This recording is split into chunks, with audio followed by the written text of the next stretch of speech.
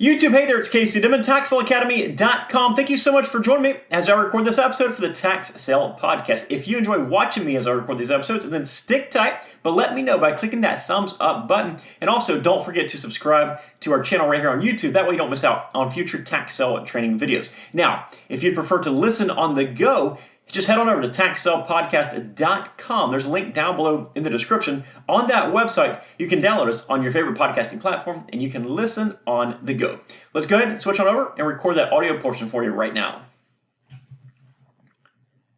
Welcome to the Tax Sale Podcast, where tax sale investing is made easy. My name is Casey Dimon. I'm a tax sale veteran, the leading tax sale expert, author of the Tax Sale Playbook, founder of the Tax Sale Academy, and I am your host right here on the Tax Sale Podcast. Thank you so much for listening to me on today's podcast episode. This is a completely free podcast and is brought to you through and because of the Tax Sale Academy. If you're looking to learn more about investing in tax-defaulted real estate, just head on over to TaxSaleAcademy.com. Again, that's TaxSaleAcademy.com.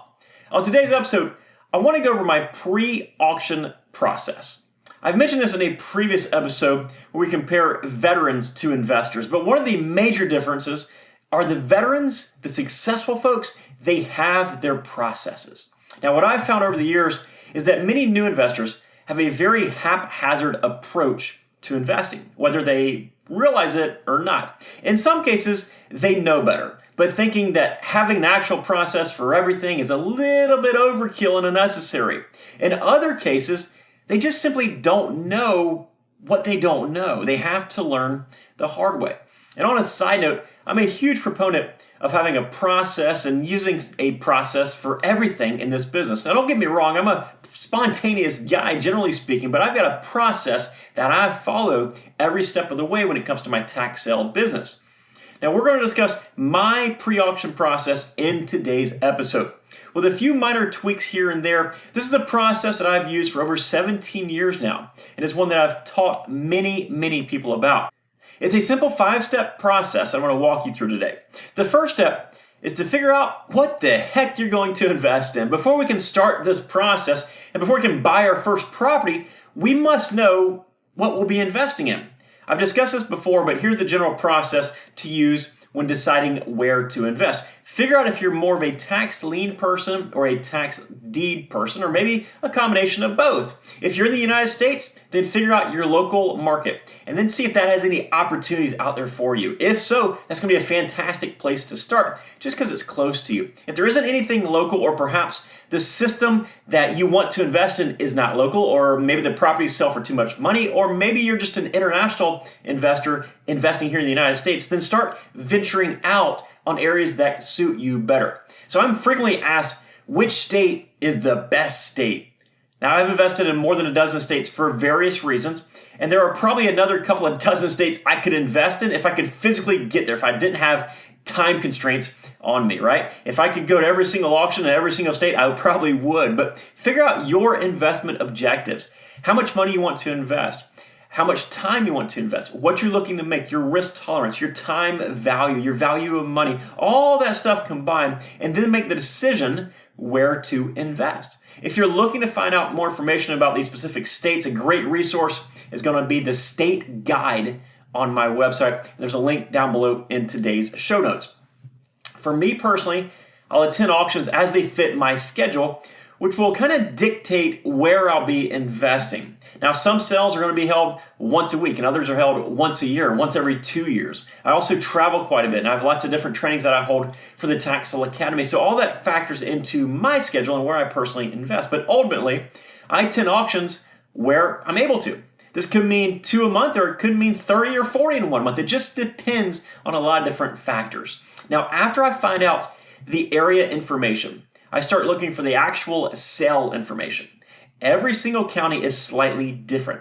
Even if they must follow the rules of a particular state, if state statute requires certain stuff, that is, one county can certainly be different from the next county. Sometimes it'll be very minor differences, maybe just procedural type differences. And other times, the entire system that they use could be different. Take Nassau County, New York, for example, where they sell tax liens, and much of the rest of the state sells tax deeds. So this is going to be the time that you want to go page by page through the tax collector or the treasurer's website, whoever handles the sale in that area. Look at every single page. Figure out exactly how their sales operate. Read the rules, their process, the laws, the frequently asked questions page. Read everything involved with that specific auction. After that, it's time to get the auction list. Make sure there are a decent number of properties available. Nobody wants to travel for 3 days to watch one little tiny lot get sold, right? Make sure there's a sufficient number of properties to invest in. So I'll get that list. Also, typically print it out. Now, you might prefer to leave it in a digital format, but I prefer to print it out just so I can look it over and actually write notes with an ink pen on that property instead of typing them into my computer. Just a personal preference, and maybe I'm a little bit old school in that nature. But after you get that list, the next step will be to begin researching those tax sale properties. I have frequently said that your research equals your results. The quality of your research will determine the quality of your results. Do good research, get good results. Lousy research, man, your results are going to be lousy. Now, this is not a research episode. I've got lots and lots of research episodes, and of course, we go very, very in-depth inside the Academy, so I'm not going to go over every single step of the research process in today's episode.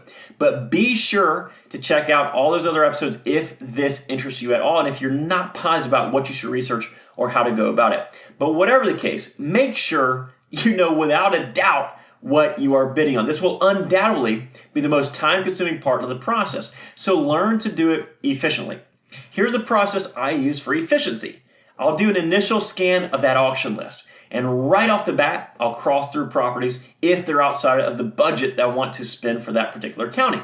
Then I'll go through and I'll see if I recognize any of these subdivisions or the areas by taking a look at the legal description. If it's an area I don't want to invest in, I'll immediately cross it off, okay? And then if I see one particular subdivision or one particular area and there's like 50 properties for sale in that one area, I'll do research on that area to figure out, hey, do I really want to research every single one of those properties, or is that an area I should stay away from? So that kind of really helps me to cross off a large majority of the properties right off the bat. From there, I'll start working my way down that tax sale list, property by property. Now, sometimes you might get to the end of the tax sale list and there isn't a single property that you want to place a bid on. And that's okay. It just means that you aren't forcing yourself to invest in something you shouldn't be. Other times, there will be numerous properties that you want to bid on. All right, so the next step after that almost runs in parallel to the research step, and that's to organize your research. Now, I personally use a spreadsheet, and many of the Academy members use the same exact spreadsheet that I use since it's provided through our membership. But this spreadsheet allows me to go property by property, writing down a few basic notes, and that all-important maximum bid amount into an easy-to-read and easy-to-identify location. It's also convenient to have it in that format so it doesn't match exactly what the guy next to you at the auction has when he's peering over your shoulder, right? If you both print out the same auction list and you both handwrite your maximum bid next to every single property, then that nosy neighbor is going to know exactly what you're willing to pay for every single property. Now, with that said, I do still print out that auction list like I mentioned, and I take it with me to the auction. This applies to both in-person and online auctions, as it is crucial to be organized. And when I say I take it with me to the auction, when I'm talking about an online auction, that means I'll print it out, have it right here in front of my computer screen before the properties start getting auctioned off. Now, in addition to my spreadsheet with the max bids and stuff, I will still take that original tax sale list, just in case they change the order that the properties are being auctioned off. Maybe they skip some properties or they announce them in a manner that doesn't really line up with what I have written down on my spreadsheet. It's a great way to cross-reference stuff. It's just more of a backup tool than anything else.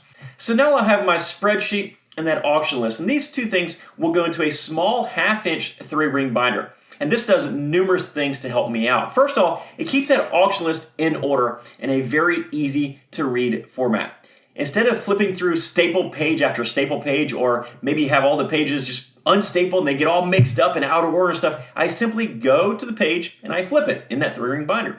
Now, in the front of that list will be that spreadsheet printout with my max bids and other pertinent info in an easy to read format.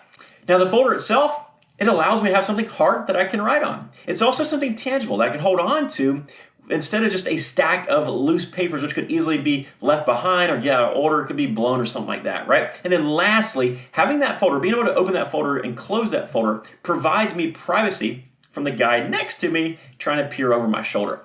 This leads me directly into the last part of my pre-auction process. I'll have my binder ready to go, and then I'll start the final prep. While reading the auction information, it should have told me the specifics about registration. Now make sure you've read all this well in advance of the auction, because in some cases, they'll want something like a signed affidavit from the county tax collector that states you don't owe any delinquent taxes, and that affidavit might take some time to get. They might also require a wire deposit, pre-registration, or a variety of other things that cannot be done the day of or the day before of the auction. So keep all this in mind. But once all that stuff's taken care of, I'll load my binder up. Along with those papers, I'll have a couple of pens to take notes with and to record winning bid amounts with. I'll have my identification. I'll have a deposit if it's required, maybe a business card or two. Now, the evening before the auction, all this is put right next to my door with my keys on top of it so I don't forget anything. And if I suspect it's a long auction, I'll also consider carrying a water and maybe even a snack or maybe some change for their vending machine, depending on what they allow at that auction. When I get there, I'll arrive early. I'll sit as close to the auctioneer as possible with a direct line of sight of the auctioneer, and I will stay for the duration of the auction. A lot of the best deals will be sold at the very end. So there it is. That's the pre-auction process that I have used for 17 years now, over 17 years actually. We obviously go into deeper detail about this process inside the Tax Sale Academy, but feel free to use this process and modify it as you desire, and hopefully this helps you get to that success that you desire in this business. If you enjoyed this podcast or any of our other episodes on this podcast, please take just a second and leave us some positive feedback for this podcast on whatever podcasting platform you listen to us on. And if we can help you in any way, there are a number of incredibly useful links down below in today's show notes, including one that will take you to our primary website, which is the taxsaleacademy.com. And when you get there, you get a free copy of my book, The Tax Sale Playbook. We'll ship you a free copy if you cover the nominal shipping cost, or if you're ready to learn in a detailed step-by-step manner, we highly suggest joining the Tax Sale Academy. Again, the website is taxsaleacademy.com. Thanks so much for listening. Take care and make it a successful day. See ya.